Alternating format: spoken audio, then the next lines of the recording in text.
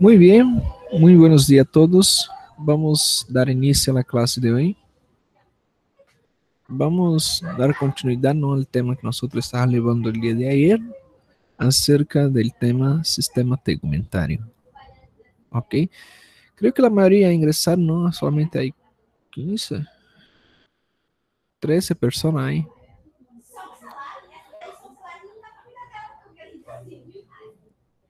O sea, falta bastante gente, ¿no? Pero, ni modo, vamos siguiendo. Ya, ayer nosotros, a ver, antes de iniciarnos, ustedes me están escuchando bien, ¿no? ¿Se pueden escuchar bien? Acá sí, doutor. Ok, bien, vamos continuando, ¿no? Lo que es el tema sistema tegumentario. Hablamos el día de ayer acerca de los estratos del sistema tegumentario, los estratos que componen la piel, cuáles son sus diferencias, ¿no? Porque hay momentos que decimos estratos, hay momentos que decimos capas, ¿cierto? Hay diferencia, ¿no? Cuando digo, por ejemplo, estrato del sistema tegumentario y estratos o camadas de la piel, ¿no? Son cosas distintas. Estudiamos los estratos del epidermis, ¿no? El estrato de epidermis, aí formado por lo que são estratos basal, espinoso, granuloso, lúcido, ¿no? E o que é ele córneo. Agora vamos ver o que seria a parte da dermis. E a parte da dermis vai dividir em duas partes, o que é a dermis papilar e a dermis reticular, certo? Ou em outras literaturas vai encontrar com o nome de dermis superficial e uma dermis profunda. Pero é o mesmo. A dermis papilar, ¿ya? La dermis papilar son básicamente ya tenemos la presencia de unas papilas dérmicas, ya que son evaginaciones digitiformes del tejido conjuntivo, que va empujando, ¿no?, en la parte más profunda de la epidermis, ¿cierto? Y estas papilas dérmicas forman lo que son las crestas dérmicas, ¿no? Los famosos dermatoglifos, ¿no? Nosotros tenemos los dermatoglifos como las huellas digitales, ¿no? Las digitais. Huellas. Huellas dactilares o huellas digitales. Es lo mismo. ¿Está bien? Y sabemos que cada persona tiene una huella dactilar diferente a los demás, ¿no? Y eso está formado por los dermatoglifos. Bien, esas crestas, ¿no? Estas crestas dérmicas adquieren una disposición paralela com uma papila ubicada entre elas. Yeah. Vamos ver uma lâmina histológica. Podemos observar essa coloração mais oscura em la parte mais superficial, o que seria a epidermis, certo? E temos algumas evaginações e algumas invaginações, certo? As evaginações formam o que é a papila dérmica, ou seja, temos essa parte de um rosa mais claro, certo? Essa área mais clara está formado no que é a dermis. E a dermis está ingressando por dentro da epidermis. E uma vez que essas ingressam por dentro da epidermis, esses pontos nós chamamos de papilas dérmicas. E essas papilas dérmicas, essas evaginações, formam as huellas dactilares, os famosos dermatoglifos. E esta outra parte, ya, que é de la epidermis, que está invaginando, ya, diferente da palavra evaginação, invaginação. La invaginação de la epidermis sobre la dermis, ou seja, la epidermis está empurrando la dermis, nós vamos chamar de crestas epidérmicas, ok? Miren a diferença entre uma papila dérmica e uma cresta dérmica, certo? A diferença é que a papila, a dermis está adentrando por dentro da epidermis e a cresta epidérmica é a epidermis ingressando para dentro da dermis. O sea, es el contrario. ¿Está bien? Y son esas características que forman los famosos dermatoglifos. ¿Está bien?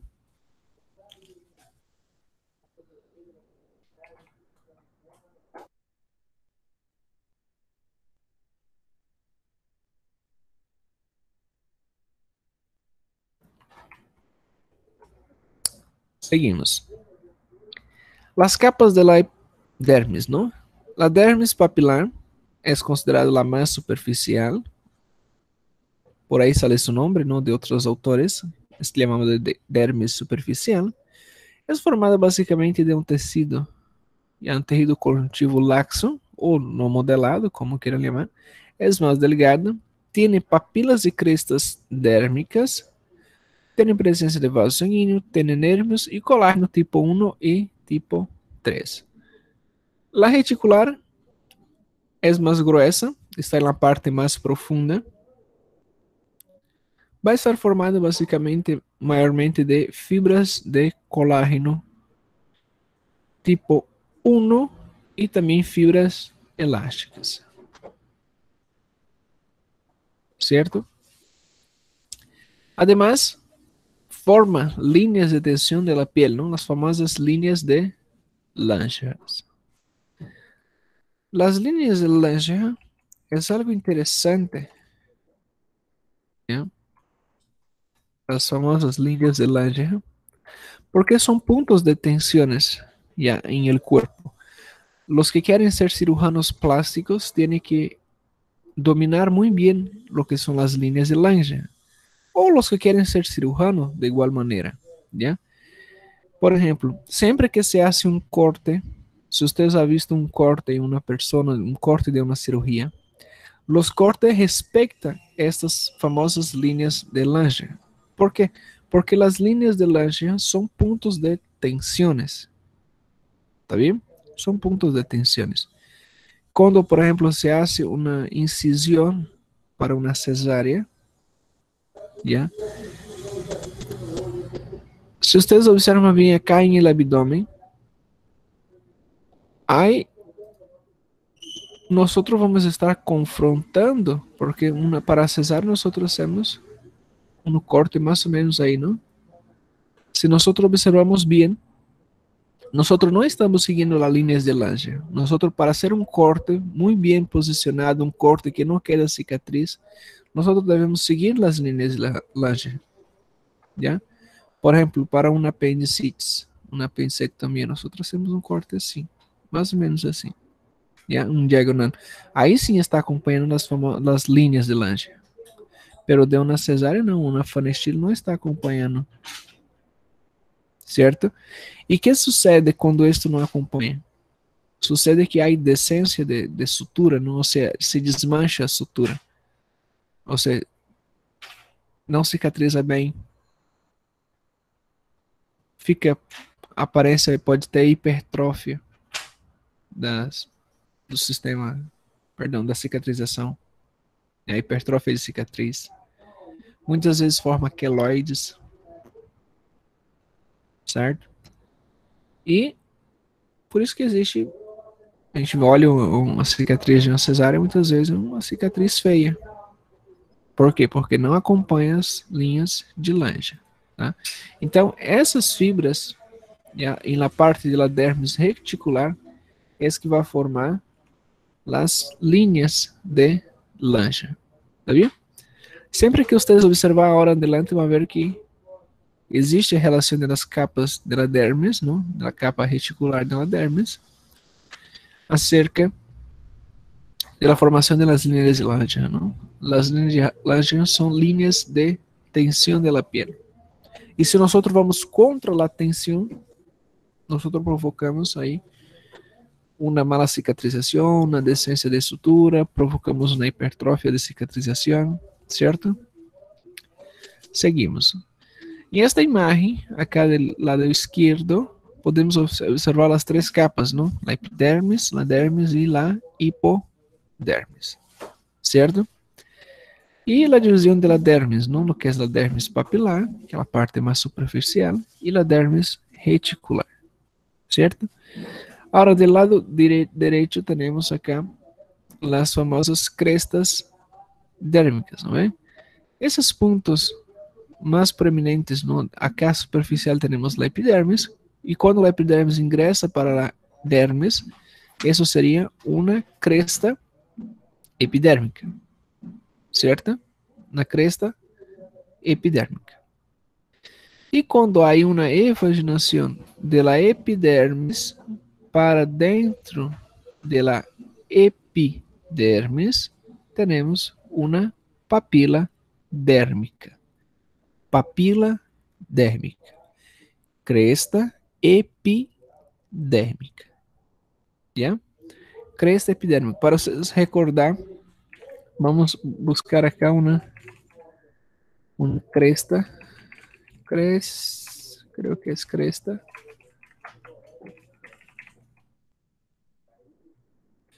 Ya. Uma cresta de galo. Ya. Ahora no creo que nunca más voy a olvidar, ¿no? Hay una cresta de la epidermis para la dermis. O sea, mire esta imagen de cabeça para baixo. ¿Ya?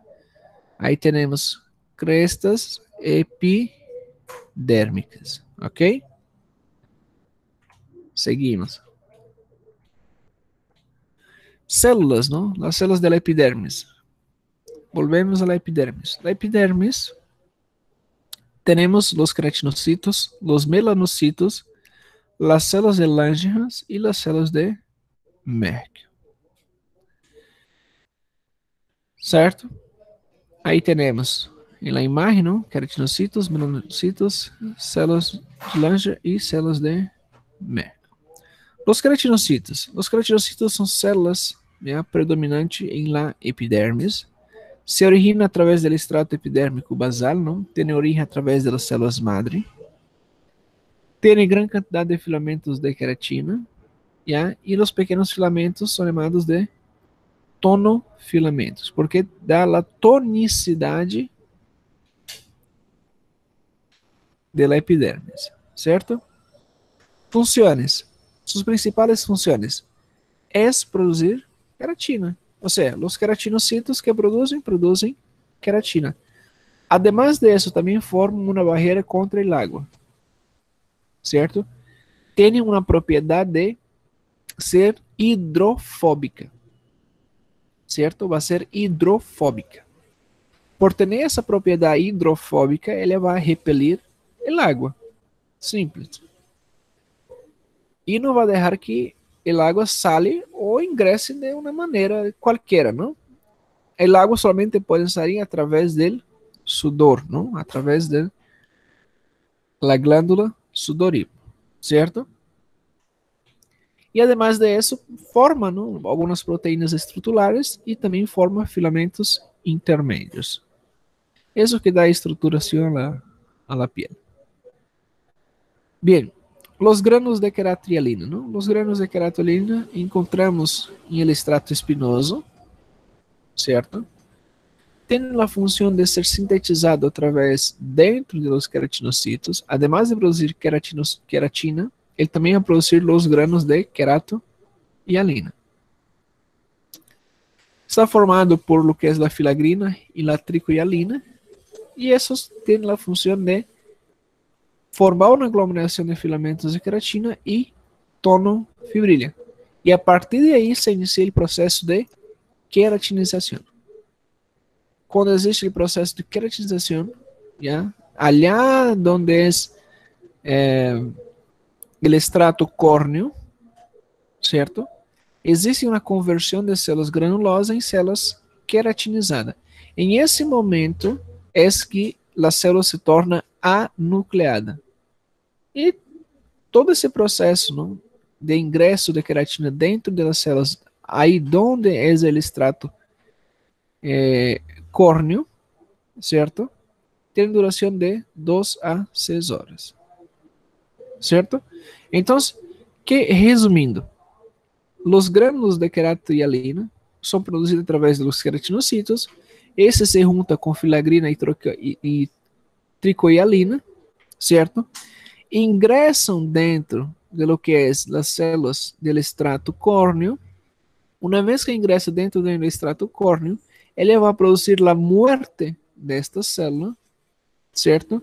Va a destruir también las uniones de adherencia, como los desmosomas y hemidesmosoma, y va a provocar que esta célula, el núcleo desapareça. Entonces va a tornar una célula anucleada, ¿cierto?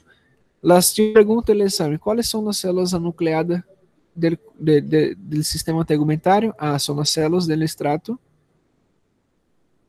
córneo.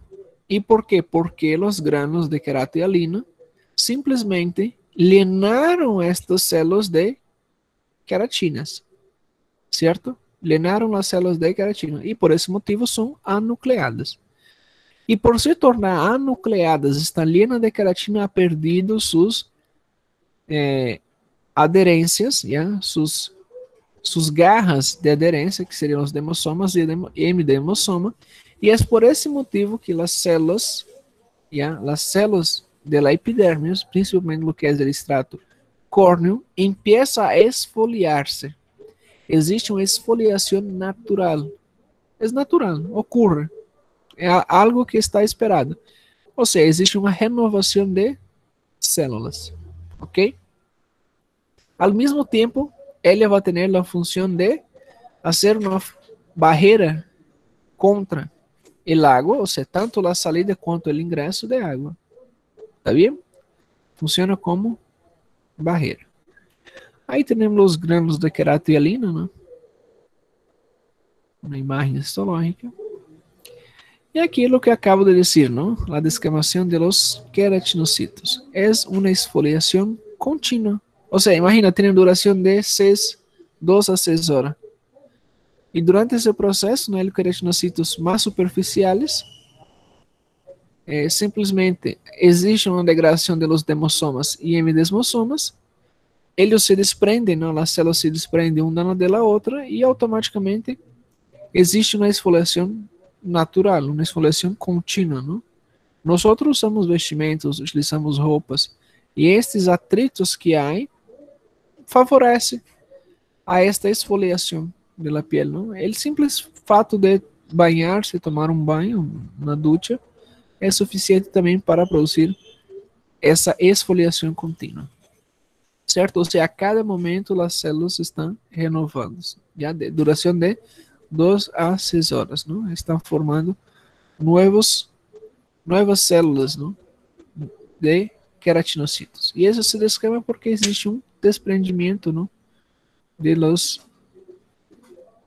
Dessas aderências, certo? Agora, o sistema tegmentário como barreira epidérmica, ¿no? Contra el agua. Función, mantener la homeostasis corporal, ¿no? Ayer nosotros ya hablamos acerca de eso, cómo produce lo que es la homeostasis corporal, ¿no? O sea, las glándulas sudoríparas, en el momento que hay un calor, ¿cierto? Si hay calor, hay dos formas, ¿no? Para mantener la homeostasis. Cuando está calor, ¿quién ayuda a resfriar la piel? Quem ajuda a resfriar a pele seria as glândulas sudoríparas, não? Liberando sudor, que é água, e isso ajuda a resfriar. E a pergunta que faço a vocês: quando está frio, o que sucede? Vai liberar sudor? Creio que não, não? Não vai liberar sudor, porque a água simplesmente com frio vai produzir mais frio, certo? Então, como hace a pele? Ah, existe uma coisa que se chama folículo piloso, e dentro do folículo piloso existem os pelos. E nesse momento existe, quando há presença de frio, existe uma excitação, já? Os pelos ficam eretos, excitados, e esse movimento de produzir esta ereção capilar simplesmente é suficiente para generar calor. E é por isso que nós, o corpo, calienta com los escalofríos, ¿ya? O que el cuerpo va a calentar. O sea, queda com uma piel de galina, ¿no? Assim les falam, pele de galinha. ¿Ya? E además de eso, además de todo esse processo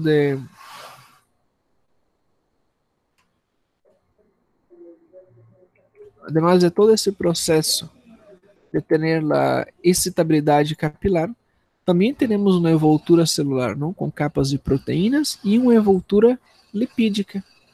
Ou seja, que envoltura lipídica seria essa? Seria basicamente a hipodermis, tecido celular subcutâneo. Ou seja, gordinho no frio, feliz total, né? Por quê? Porque tem uma envoltura lipídica que protege contra o frio, certo? E esses lipídios, não, também vão estar aderidos à superfície, não somente da hipodermis, não que também lá epidermis, ¿ya? Vai estar aderido à superfície. Aí tem a composição de lo que é os queratinocitos, ¿no? Os filamentos de filagrinas, lauricrina, involucrina, certo? Bem, hablando sobre a envoltura celular, não, contra a barreira contra el agua, tenemos capas de proteínas que son insolubles, ¿no? O sea, no se disuelven. Un espesor de aproximadamente 15 nanómetros tiene algunas propiedades mecánicas y está formada a partir de algunos enlaces, ¿ya? Como por ejemplo lo que es la prolina, la cistatina, proteínas desmosómicas, elafina, evoloplaquina, filagrina, involucrina, queratina y 80% de loricrina. Son 9 proteínas que formam enlaces cruzados para formar uma envoltura celular frente a uma barreira epidérmica contra o agua. ¿Ok? Se eu perguntar em el exame quais são os enlaces cruzados, temos prolina, cistadina, proteína desmosômica, elafrina, voloplaquina, filagrina, involucrina, queratina e loricrina. ¿Ok? São 9 estruturas. Bem, además de eso, tenemos outras envolturas, que é uma envoltura que é formada de células, e temos uma envoltura que é uma envoltura lipídica, não? Que são lipídios aderidos à superfície. Basicamente estão formados por enlace de éster, e a espessor de 5 nanômetros, e temos como componentes as caramidas, formada que é responsável por transmissão de sinais. Também induz a diferenciação das células e desencadena a apoptose. A apoptose que é a morte celular programada, ya como el caso de las células anucleadas de la epidermis. Também está formado de colesterol, ácidos graxos livres e acilglucoceramidas. Ok? Los melanocitos. Los melanocitos se van a derivar a partir de las células de la cresta neural. Están dispersos entre las células del estrato basal. Solamente vamos encontrar los melanocitos basicamente en lo que es estrato basal. E ele também há outro nome, não? Le pode chamar de células dendríticas, porque se nós observamos acá, existe um melanocito, já vocês podem observar acá. Este melanocito, ele tem a aparência de uma dendrítica. Para vocês recordar de tecido nervioso, já vamos buscar acá uma célula dendrítica. Uma dendrítica. Não, não é isso. Célula. ¿Ya? Una célula dendrítica. Una célula dendrítica tiene esas ramificaciones. ¿Ya? Entonces, por eso que se llaman los melanocitos de dendríticas. ¿Cierto?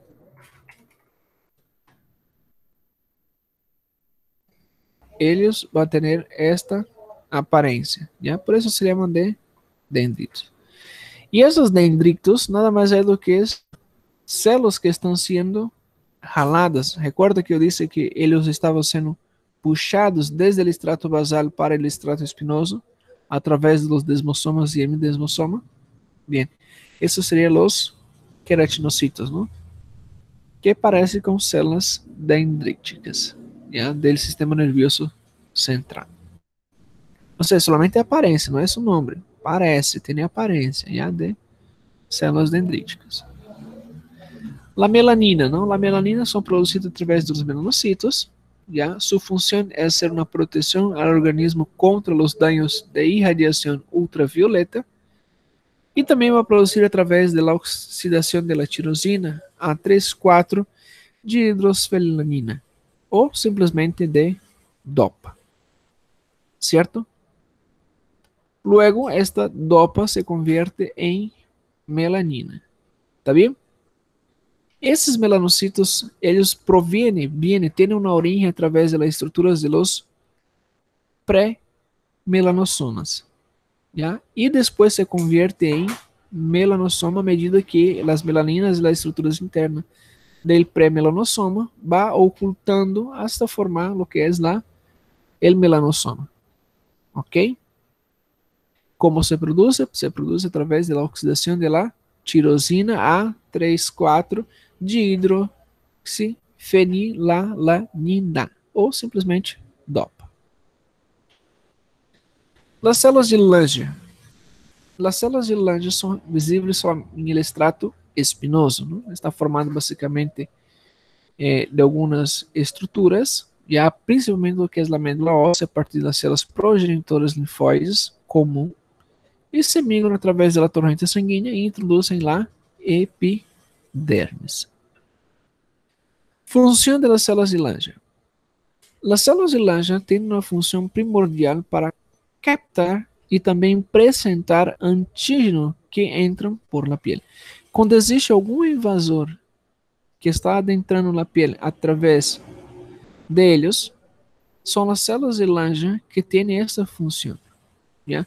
La función de fagocitar este antígeno, a función de destruir este elemento, ¿cierto? Y una vez que están fagocitando, ¿ya? También se va a interaccionar con los que son los linfocitos T. Linfocitos T, ¿no? Que son especializados por el timo. Linfocitos T son especializados por el timo y tienen función de fagocitar qualquer tipo de antígeno. ¿Ya? Também participam na reação de hipersensibilidade retardada, como, por exemplo, a dermatite alérgica. Por exemplo, na dermatite alérgica, a pessoa se compra um tipo de vestimento na roupa qualquer, se está utilizando em um momento ocorre uma hipersensibilidade em la qual a piel aparece uma alergia, ¿cierto? En el paso de que ocurre esta alergia, simplesmente es responsabilidad igualmente de las células de Lange. Son las células de Lange que están identificando esta roupa como um inimigo e por isso se apresenta como uma reação de dermatites. ¿Ya? Las células de Merck. Las células de Merck encontramos aí dentro do estrato basal. São abundantes principalmente em el pulpejo del dedo, não? Em a polpa do dedo, dos dedos, e tem alguns filamentos intermédios de queratina. Quais são suas funções? Sua função principal é a percepção sensorial cutânea. E isso se dá através de terminações nerviosas, já, e discos ou simplesmente corpúsculos de Merck.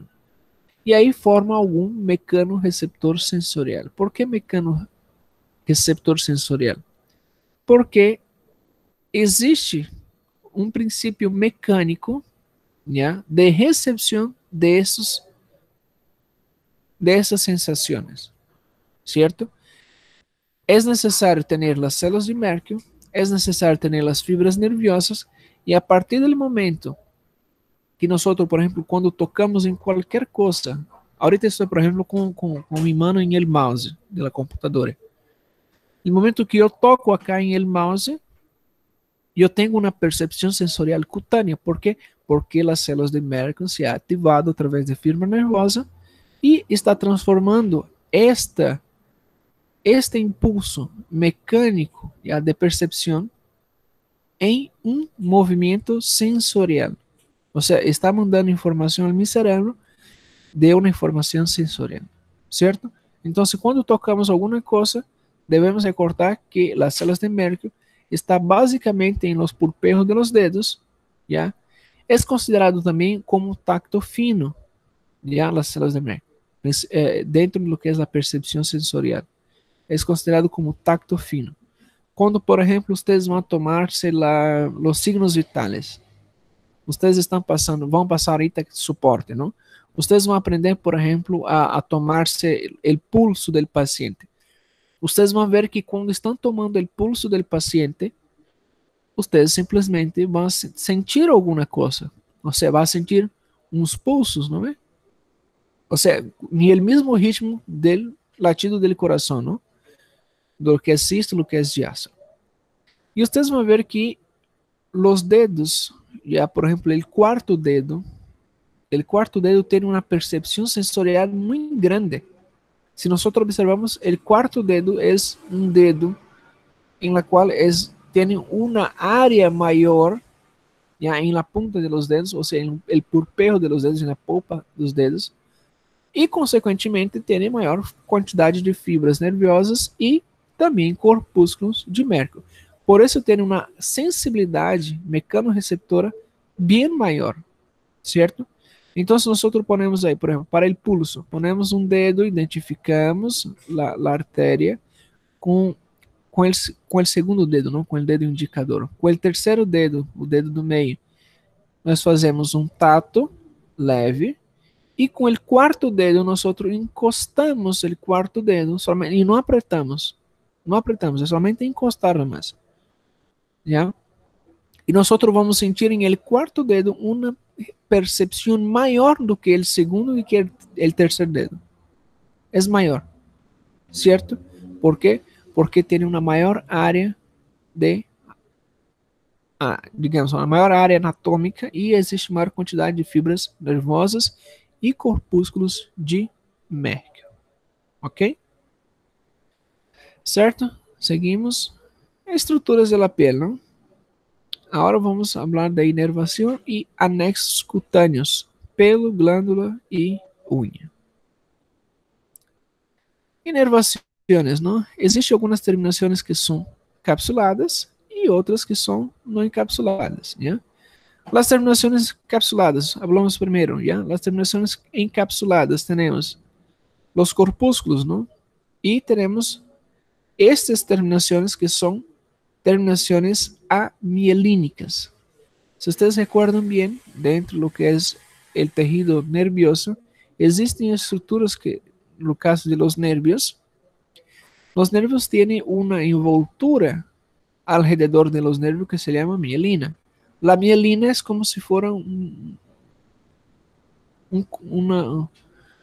una cobertura para lo que es el nervio.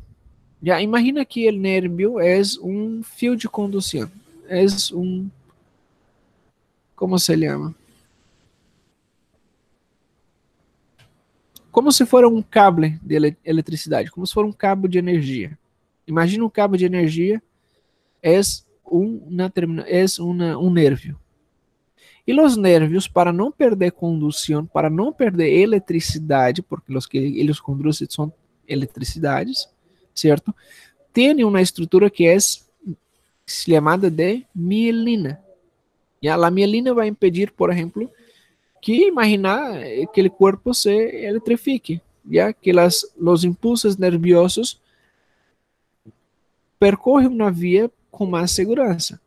Pero em caso de las terminaciones encapsuladas, eso no tiene esa estructura, es amielínica, ¿ya?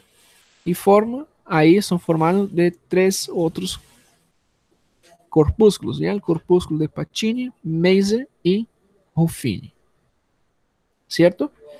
Las terminaciones no encapsuladas no son terminaciones nerviosas libres, son responsables por el tacto fino, por el calor y por el frío.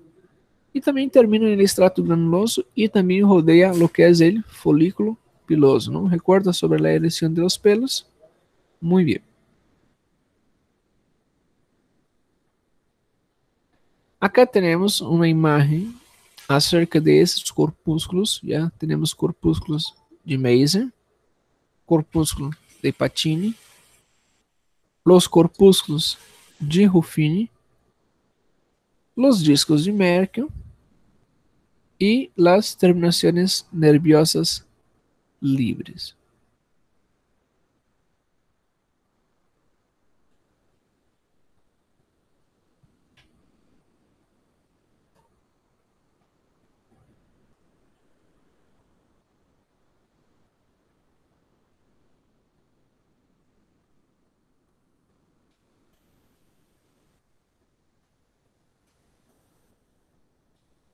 Muy bien, seguimos. Ahí tenemos la imagen de un corpúsculo de Pacini, ¿ya? Y un corpúsculo de Maser. En esse caso, acerca de histología, a nivel histológico, a fines prácticos, ¿no? Lo más interesante es ustedes aprender a reconocer estas imágenes, porque estas son las imágenes que entran en su examen práctico, ¿ok? O sea, lo que cambio para su examen práctico é somente sacar o nome acá. Eu borro o nome, eu apago esse nome aqui e coloco a imagem na prova de vocês. Né? Corpúsculo de Pacini. Función es perceber lo que es la presión mecánica y también lo que es las vibraciones.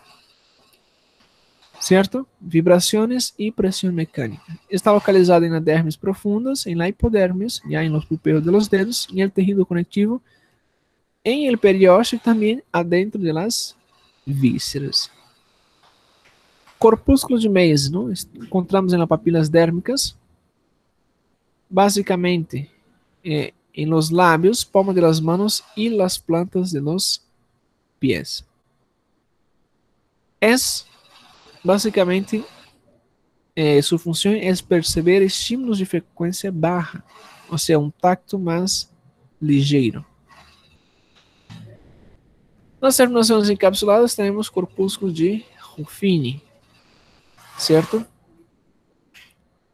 É para percepção de cambios de temperatura, principalmente lo que é calor. Já se promove através de estiramento e desplaçamento mecânico das fibras de colágeno. Tem aproximadamente de 1 a 2 milímetros de longitude e está formado por uma cápsula de tecido conjuntivo que encierra um espaço lleno de líquido. Certo?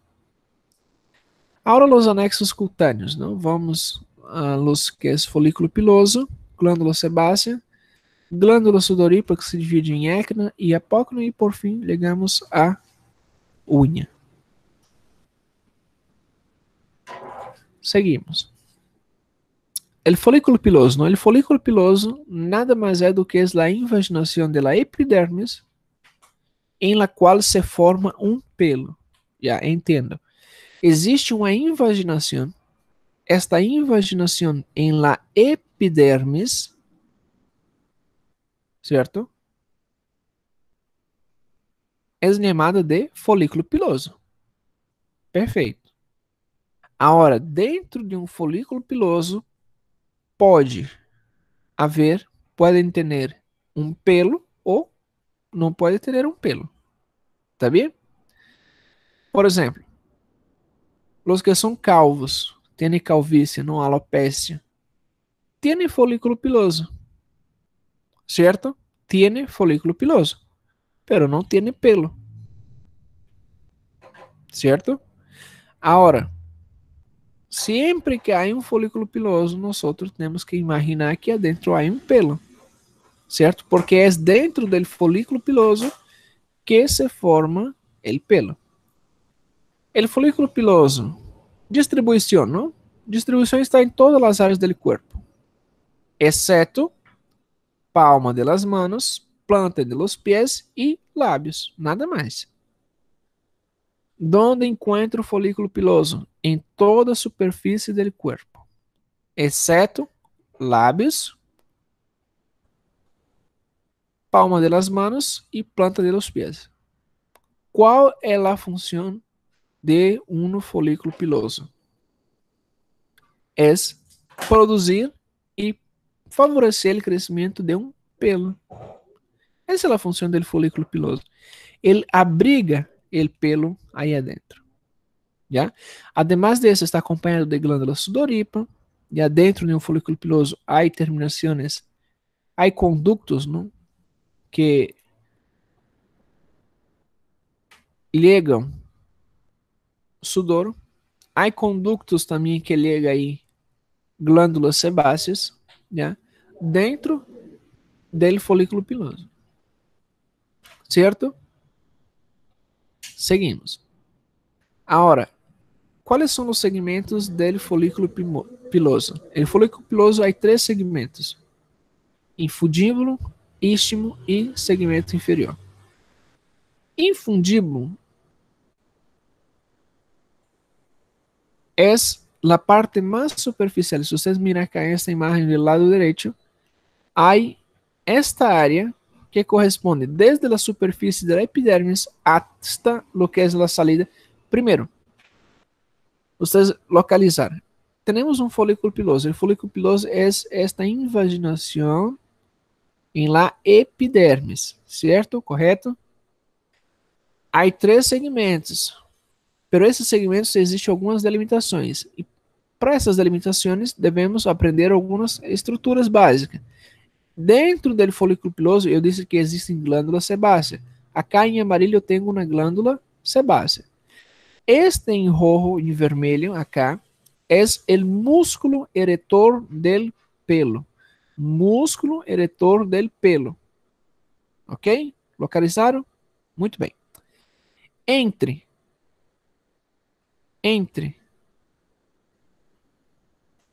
la salida de la glândula sebácea para dentro del folículo piloso hasta la superfície, chamamos de infundíbulo. De la salida de la glândula sebácea hasta el músculo erector del pelo, chamamos de istmo. Y lo que está acá para abajo, de la inserción del músculo erector del pelo hasta el bulbo piloso, chamamos de segmento inferior. Já essa é pergunta clássica de exame. Quais são os segmentos del folículo piloso? Infundíbulo, istmo, segmento inferior. Infundíbulo, istmo, segmento inferior. Certo? Muito bem. Agora, há que saber onde empieza e onde termina. Infundíbulo, superfície da epidermis hasta la entrada de la glândula sebácea. Istmo, entrada ou salida de la glândula sebácea hasta el músculo erector del pelo. Segmento inferior, músculo erector del pelo hasta el bulbo. Certo? Fácil. Tá fácil. Seguimos. Agora, folículo piloso, né? En la papila dérmica y a la base del bulbo se invagina por el ovillo de un tejido conjuntivo laxo vascularizado. O sea, hay que tener vascularización para nutrir lo que es el pelo. ¿Está bien? No nutrir el pelo, sino que tiene que nutrir los queratinocitos, porque son los queratinocitos que van a formar el pelo. El pelo nada mais é do que uma aglomeração de queratinocitos. E aí forma o pelo. ¿Ya? E a matriz está composta de células matriciales, ya que rodeia o bulbo, hacen a divisão e a proliferação de células, e isso vai favorecer o crescimento do pelo. Dentro do que é o pelo, existem algumas outras estruturas, ¿ya? Por ejemplo, lo que es la vaina reticular interna, que está cubierto por unas células multiestratificadas que rodeiam a parte mais profunda del pelo. Hay lo que es la cutícula, que está em contacto com el tallo del pelo, la capa de Houlex, que forma una placa intermedia en la vaina reticular interna, e la capa de Haley, que são células cúbicas em contato com a parte externa del folículo piloso, e esto vai formar lo que es la vaina reticular externa. Seguimos. La vaina reticular externa. La vaina reticular externa, em contato com a parte externa del folículo piloso, ¿no? Está em la parte externa. Vamos encontrar grande quantidade de células madres epidérmicas que estão aí para prover as células madres para o crescimento del pelo. Agora sim, agora vamos entender todo isso. ¿Ya? De adentro para fora, temos a formação del pelo, ya con una médula. Acá en el centro tenemos una médula. Alrededor tenemos una corteza y la parte más externa del pelo tenemos la cutícula. Entonces el pelo está formado por tres estructuras: la médula, la corteza y la cutícula. Alrededor del pelo tenemos otras estructuras, que es la capa de Hüllex y la capa de Henle, que vai formar a vaina reticular interna. Como está formada? A capa reticular interna, cutícula, capa de Hüllex e capa de Henle. Ok? Recuerda que lo que es la cutícula participa tanto del pelo, y a mitad forma el pelo y la otra mitad forma lo que es la vaina reticular interna. Alrededor de la capa reticular interna tenemos membrana vítrea y una vaina de tejido conectivo que es el bulbo. O sea, para que ustedes comprendan, ¿no? Acá tenemos un pelo, un folículo piloso en su área, en un segmento longitudinal, ¿no? Nosotros cortamos eso acá en el medio de forma transversal, hicimos un corte transversal y ahora tenemos esta imagen, esta proyección, ¿cierto? Seguimos. El pelo. El pelo está compuesto por células queratinizadas. Se proyectan, ¿no? Se proyectan desde el folículo piloso. El color del pelo se es dado por el contenido y el tipo de melanina que tienen los melanocitos que están en el bulbo. Se quando não existe mais a produção de melanina em el bulbo, o que acontece? El pelo solamente sigue com queratina, ¿no? E é por isso que existem os pelos de coloração blanca.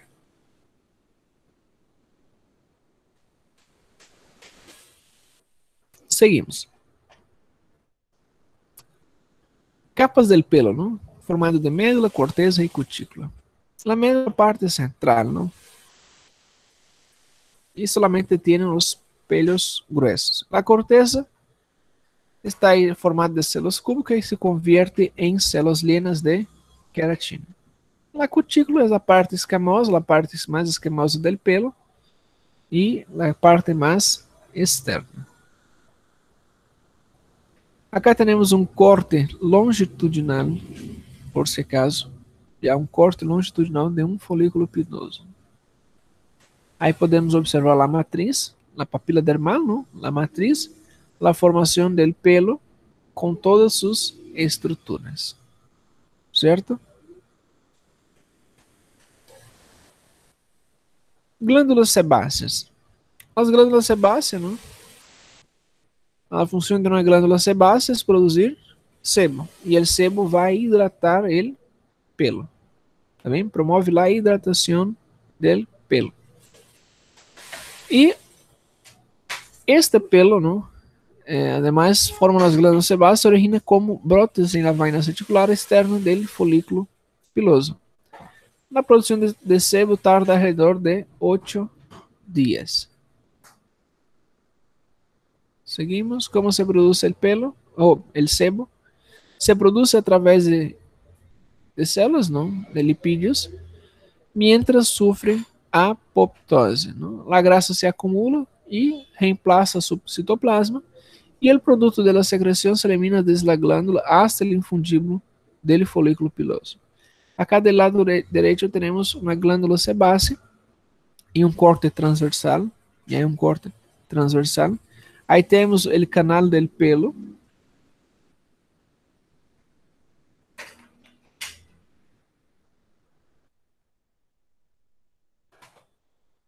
Temos o canal del pelo.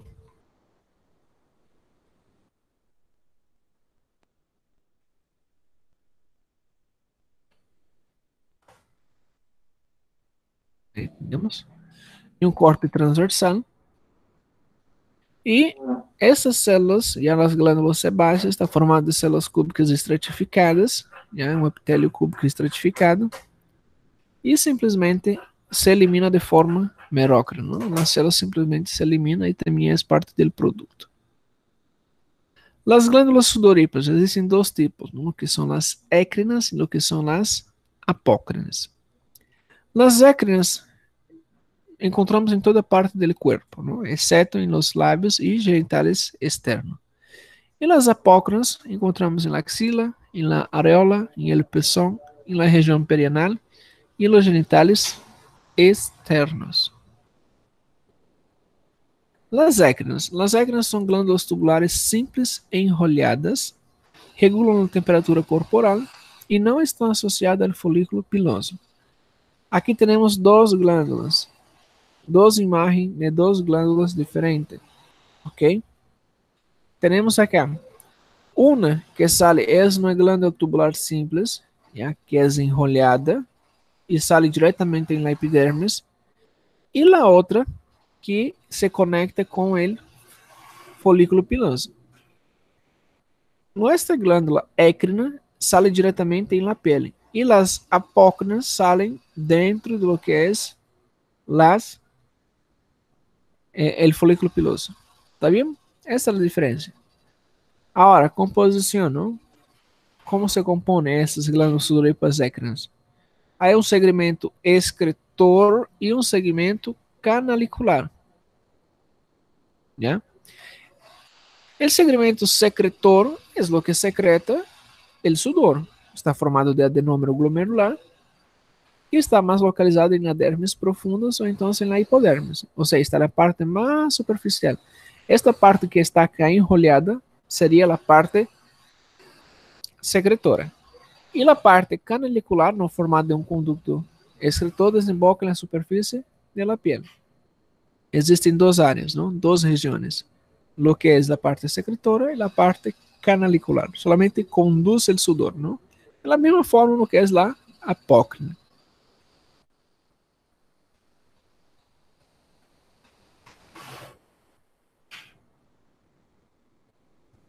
Dentro de lo que es las células del segmento secretor, encontramos básicamente tres tipos de células: células claras, oscuras y las mioepiteliales. Las células claras están formadas de glucógeno y producen el componente acuoso del sudor, ¿cierto? O sea, lo que es el agua. Las células oscuras secretan glucoproteínas y las células mioepiteliales, su contracción produce la expulsión del sudor desde la glándula. En el segmento canalicular tenemos lo que es el conducto excretor. Está formado de epitelio estratificado cúbico. Ya todo que es canalicular, todo que es conducto siempre va a ser un epitelio estratificado cúbico. E não tem células mioepiteliales. ¿Ya? Mio é músculo, epiteliales é de epitélio mesmo. ¿Cierto? Então, não tem essas células epiteliales musculares. E además tem uma célula, tem capas no celular basal e capa celular luminal. Funciona, a função é regulação de temperatura. E existem algumas componentes, ¿no?, del sudor. A solução aquosa contém poucas proteínas, sódio e cloro, úrea, ácido úrico e amônio. Certo? Composição do sudor: a parte aquosa tem poucas proteínas, sódio e cloro, úrea, ácido úrico e amônio.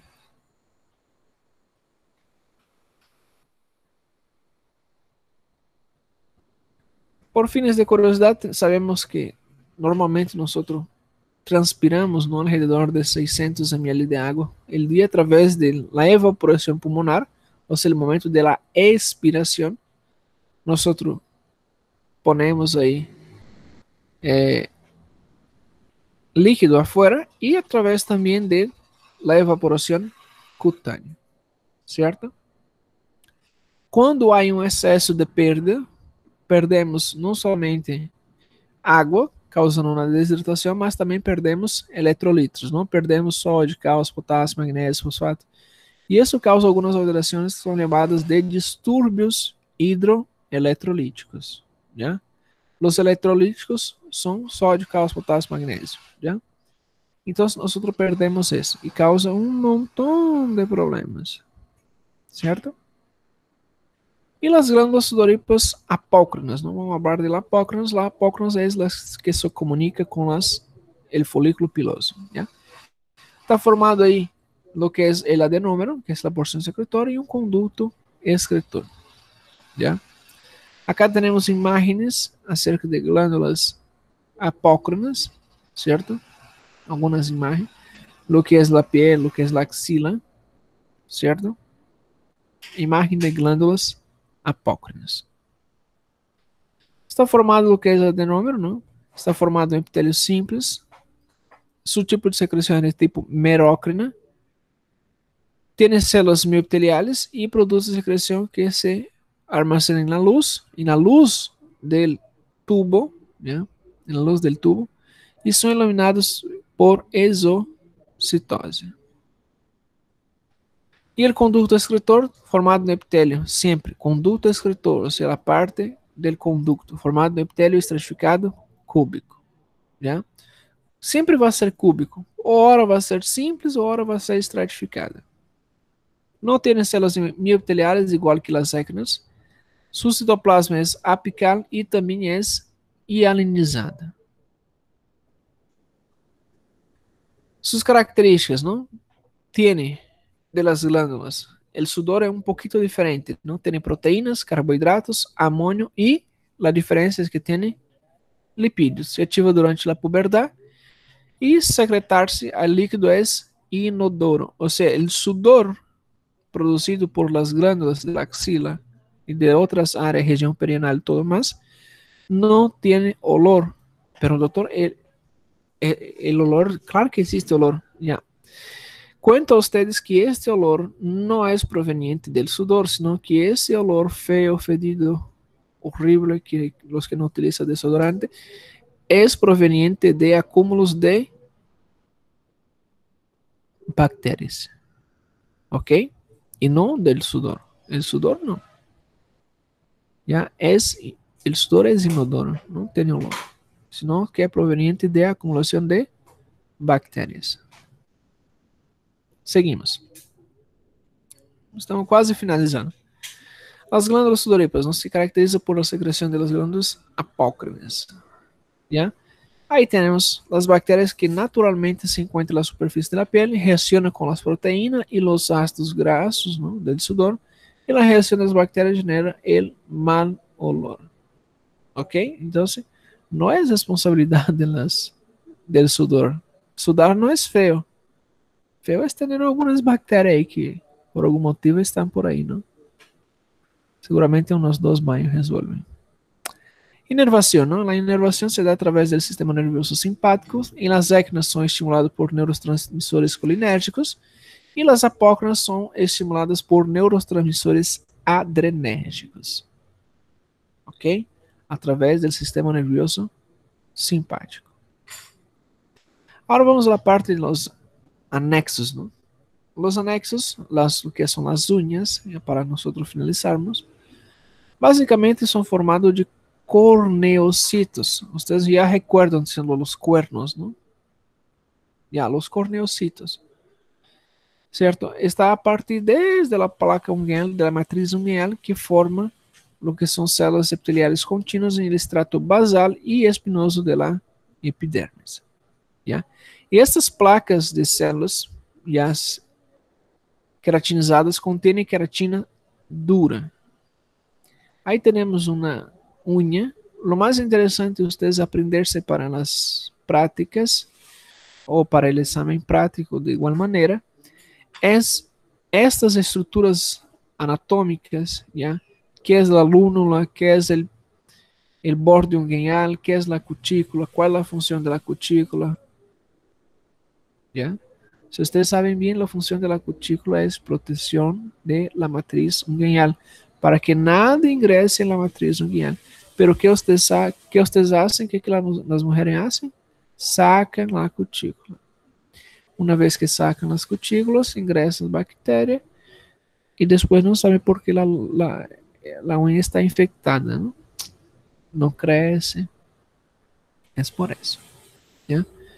Aí tem grande quantidade de células epiteliais, melanocitos, células corpúsculos de Merkel, células de Lange. Ok?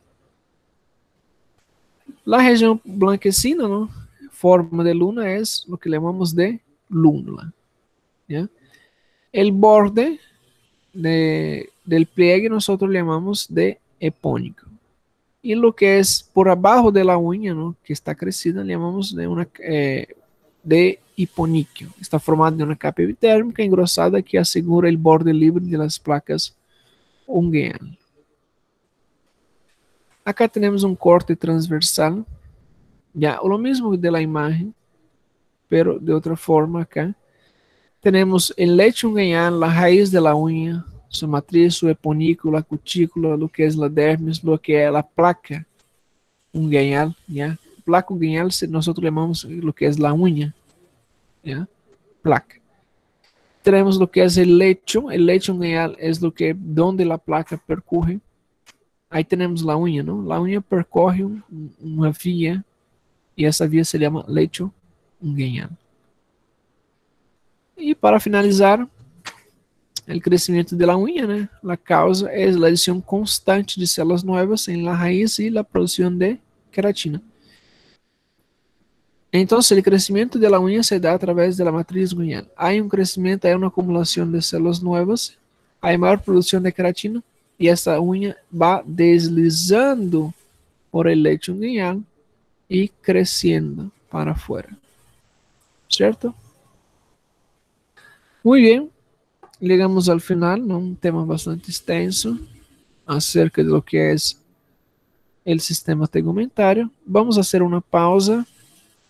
Hacemos una pausa de unos 30 minutos. 11:30, ahorita son 11:04. 11:30 volvemos para iniciar lo que es sistema cardiovascular. ¿Ok? Ahí vamos a iniciar con el sistema cardiovascular. ¿Ok? Ya avisen a los demás porque hay pocas personas acá. Vamos a dividir en dos grupos, ¿no? Ahorita. Yo voy a mandar los enlaces, los links. Lo que son grupo A y lo que son grupo B. ¿Está bien?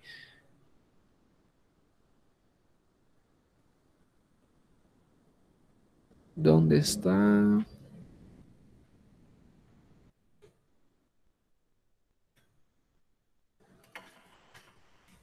Voy a poner dos enlaces, grupo A y grupo B.